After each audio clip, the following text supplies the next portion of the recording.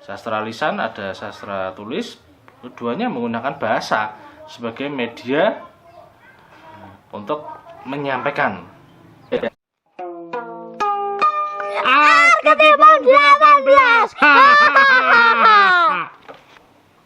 Selamat berjumpa kembali di channel Arketipum 18.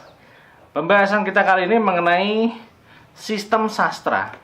Ini kita sudah masuk di sistem sastra. Saya masih menggunakan buku referensi dari Zainuddin Fanani mengenai bukunya yang berjudul Telaah Sastra tahun 2002 sebagai bahan referensi pembelajaran kita kali ini. Saya sudah masuk di sistem sastra yang pertama. Sistem sastra yang pertama yaitu mengenai konvensi bahasa, ya. Mengenai konvensi bahasa. Di sini dijelaskan bahwa konvensi bahasa merupakan media yang utama dalam karya sastra itu. Bahasa jelas tidak dapat dilepaskan dari sastra. Karena bahasa merupakan media utama karya sastra. Bahasa merupakan media utama karya sastra.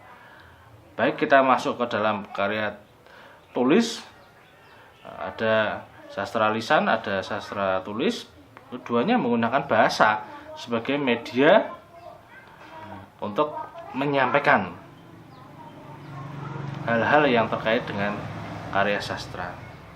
Tentu saja terdapat perbedaan yang khas antara bahasa sebagai media sastra dengan bahasa sebagai media komunikasi yang lain. Tentu saja ada perbedaannya media sastra dengan media komunikasi yang lain, ya. Jadi kita harus memahami kedudukan bahasa itu sesuai dengan perannya di situ seperti apa. Bahasa sastra memang mempunyai kekhasannya sendiri. Nah, ini bahasa sastra memang mempunyai kekhasannya sendiri. Jadi ketika Anda melihat bahasa di dalam karya sastra, di situ bebas, di situ tidak terikat oleh aturan-aturan, maka di situ mencerminkan kehidupan masyarakat, mencerminkan gambaran mengenai karya sastra itu seperti apa. Jadi Anda ketika memahami bahasa di dalam karya sastra harus posisinya netral. Nah, ini penting.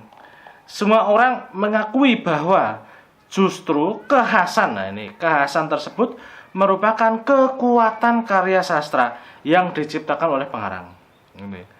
Jadi kekhasan itu memiliki keunikan. Kekhasan itu memang hasil pengendapan, pengetahuan, pengalaman dari pengarang mengenai hasil karya sastranya. Tentu saja kekhasan ini membutuhkan pemikiran, membutuhkan perenungan, membutuhkan pengendapan pengalaman yang mendalam sehingga tertuanglah karya sastra yang khas. Nah, ini memunculkan kekhasan ini tentunya membutuhkan waktu yang panjang, membutuhkan pengalaman sehingga ada pencirinya. Nah, ini agar berbeda dengan karya sastra yang lain, agar menunjukkan dirinya ini. Oh ya, ini pemilihan bahasa sangat penting di dalam karya sastra karena merupakan media utama.